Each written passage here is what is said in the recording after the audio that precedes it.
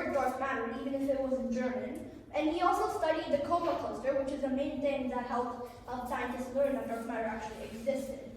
And Van Rubin discovered that dark matter has to be in halos around galaxies from experiments on stars' orbits inside the galaxies.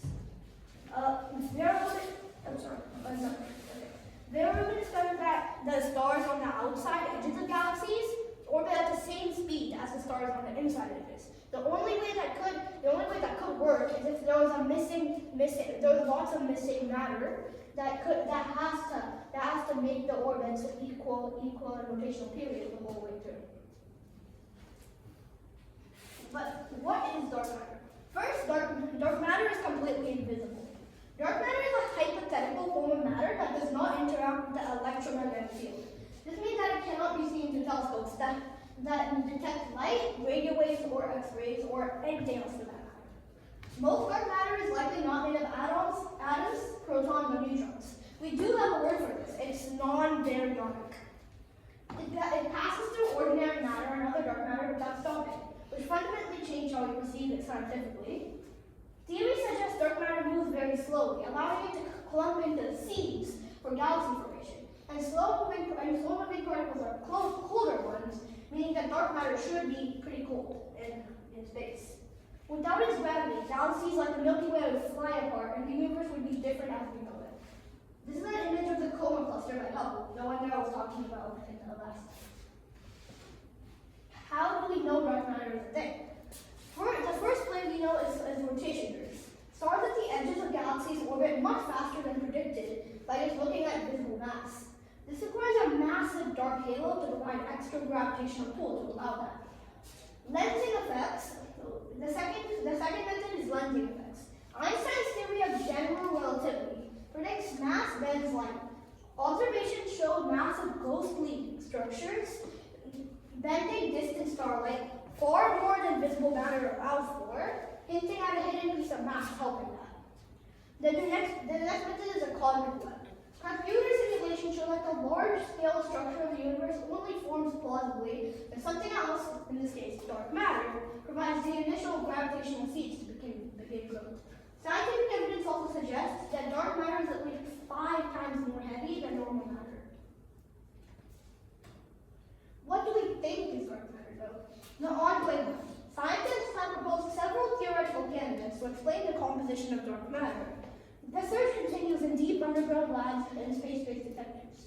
The first candidate is a WIMP, or weakly interacting massive particles. They're the leading candidates. They only interact via gravity and a weak nuclear force when atoms together. Next is axions. Extremely light particles proposed to solve fundamental symmetry problems in quantum physics could also work to help explain dark matter scientifically. Next, nachos, massive compact halo objects, such as primordial black holes or brown dwarfs, but although these are largely ruled out as of now. This is a simulated image of a dark matter halo from computer simulations. Then we have dark energy, the force of expansion. Albert Einstein created general relativity, which is a base for studies of dark matter and dark energy. And Edwin Hubble discovered the universe was expanding, which should be pretty beneficial in the discovery of dark energy. Accelerated expansion.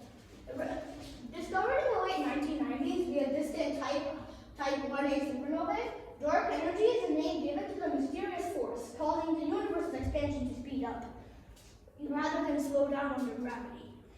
Well, unlike dark matter, dark energy does not clump. It's thought to be an intrinsic property of space itself.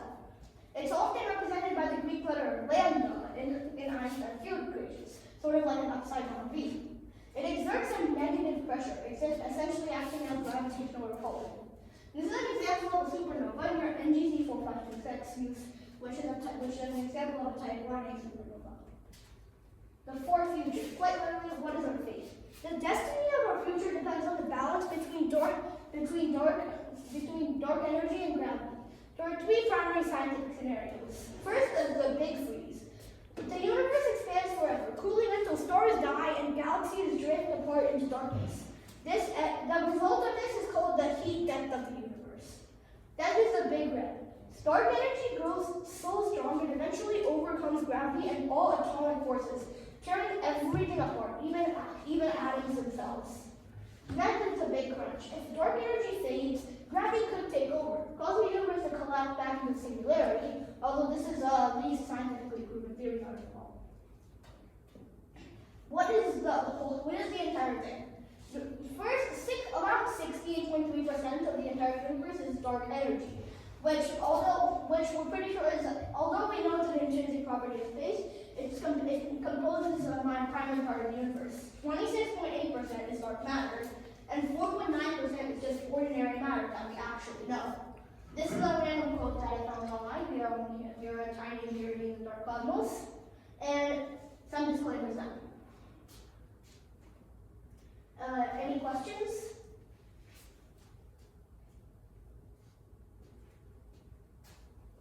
What is the ACDM model? It's a lambda CDM model. I haven't done that much research on the actual mathematical part of it yet, and I will not be able to answer every single one of your questions on it because even many scientists don't know anything about it.